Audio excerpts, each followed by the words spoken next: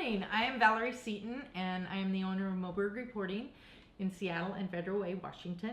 And my guest today is Laura Stewart, when she owns a firm For the Record. So, Laura, you're here today with me to do my first vlog, and I thank you for coming and being my guinea pig. Absolutely. So the topic we're going to kind of address today is NCRA's concern that we have a shortage of students, and what are some solutions to that issue or problem do you think that maybe we could give to NCRA or schools? I mean, there's a dramatic drop in enrollment, and I think there's a dramatic drop in Court reporters. yes, making it through the school. Correct. Actually, you know, the dropout rate Correct. is, I mean, when I graduated, I think it was like 82% dropout, and I think it's even increased to like 95. Yes, I agree. When I graduated in 1981 from California, I was a very low statistic on that poll of having passed.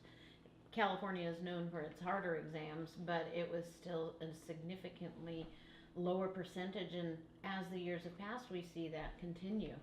Now, you were just 17 when you entered court reporting Correct. school, and you graduated in just 2 years or less. Yes, 18 months. 18 months. Yes. Wow, that beats Yeah. me. I was 21 months, darn it. Yes, I hit the streets of LA at age 19. Oh my goodness, Yeah. I can imagine the attorney's eyes when you walked in the room. They were like, because I know when I walked in the room, they're like, who are you? Yeah. It's like, Yeah, yes, exactly. Yeah. They thought I was too young. too young, and they automatically make you read back, and Right. it's like, huh, got it. Right. But, so I think what they need to do, I mean, I know we're technology driven and things are just progressing that way in the world, but how important do you think it is for a student to be in the actual school? I think that's where they fall short. There's a competition.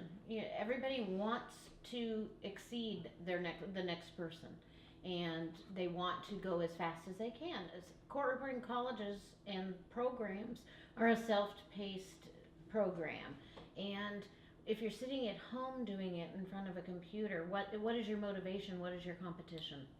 Oh gosh, that is so true. I remember because there was like 5 of us at the same time and going, and it was like, oh, I've got to beat that person Right. tomorrow, or they just passed their 180, you Right. know, and it's like, oh. Exactly. I started school with my best friend. She decided she was going to do it along with me, and she has multiply tried throughout the years to go back to it, but she was one of those statistics that couldn't get past a certain speed and gave up. Yeah. And when you have that, you have to have a drive and determination in this field, because not everybody is born with fingers that can write. Or And mix up with your, what goes from your fingers to your brain and to your fingers. Right. It's you need to have the ability to stay 3 sentences behind and remember what And remember everybody what it is says. saying. And the older you get, the more difficult that is. I can attest to that. Yeah, I know. But I also know that when I was in school, there were also older women. I Yes. went to school when I was 25, Yes. and there were older women, and they just couldn't. Their brain, Right. when you're young, your brain is a sponge. It's gonna soak up everything. Exactly. We need to go to high schools and to the career days and introduce court reporting and the upsides of Right. court reporting. Right, and it has great benefits for future. When I was in school, my sister is 5 years older than I. She is also a court reporter. Oh. And I was going to school with some of the people that she went to. She was already a practicing reporter, Oh, but wow. they were in school for 10 years. And I don't know what That's determination. Yes. I know. And I don't know what kept them motivated after all of that time, especially with the advent of all of our technology. Yeah. I think technology is intimidating to so many people that they look at this and they think, I don't want to do real time. I mean, I know numerous reporters now who still don't want to. I don't want to do real time. And you don't have to if you're a court reporter. You don't have to. You don't have I do it to. for myself, and that's Right. the most important thing. You make more money if you do it. Exactly. But I see that captioning is going to be a bigger career out there than reporting. Girl, let me tell Yes. you, that is what the convention focused on. Yes. I mean, they even took a vote to even let captioners come in as members. Right. And so, I mean, that's going to be a big career. It is. People don't even have to leave their homes. You know, Exactly. you sit there and, Yes. I mean, Yes. maybe I'll do that when I retire. Right. Well, and seriously, I have thought of that too. Yeah. But I think the requirements for a captioner are much more difficult. I did look into it, and you really have to be able to keep up with the news. So go try that. Oh Lord, you know, that's one thing I would tell students is that, you know, I would go sit in school for 8 hours or whatever. That's just the beginning though, when you have your academics and everything. And you're learning theory. Yeah, and you're learning theory and stuff, and then later you're just going for speed building. But I would come home and try to do the news when I was like 60 words a minute. Yeah. Impossible. Yeah. Not gonna happen. And I would kind of get discouraged. So I'd say stay away from the news until you're at least up to 160. Yeah, and having done that recently, I would say stay away from the news until you can accomplish 225. They are speaking much faster. Yeah, much faster. And when I went to school, I don't know about you, but my theory was syllable based.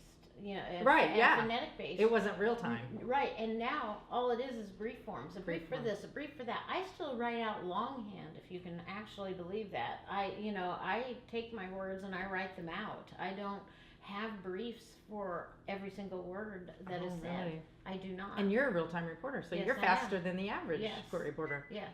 Wow. Yes. So, different theories have come along, and some work for some work for others. But I still believe in a brick and mortar facility. I do too. There are some things that technology can advance, and I don't think this is a career that, though we will provide the technology to our clients, I don't think technology has a place as a student. I think that's overwhelming. They're trying to learn what they also have to provide as far as they're just trying to get through school. Yeah. So to be told you have to provide real time and learn all these hookups, learn which COM ports and everything else, that's overwhelming. Yeah. I found it overwhelming when I worked for a district court judge.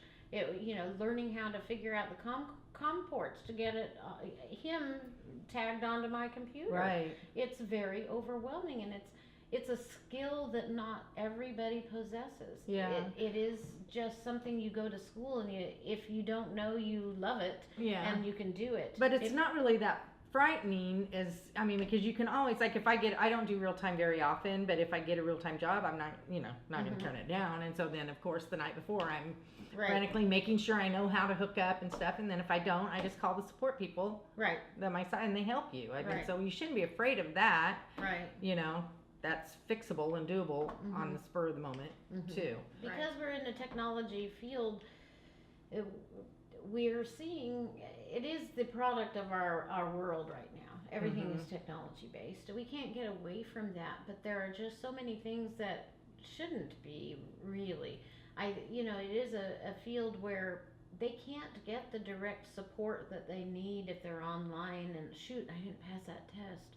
Shoot, I can't get that speed. Who are they talking to get their, get some encouragement to keep going and keep going? Yeah. Because there's nobody there.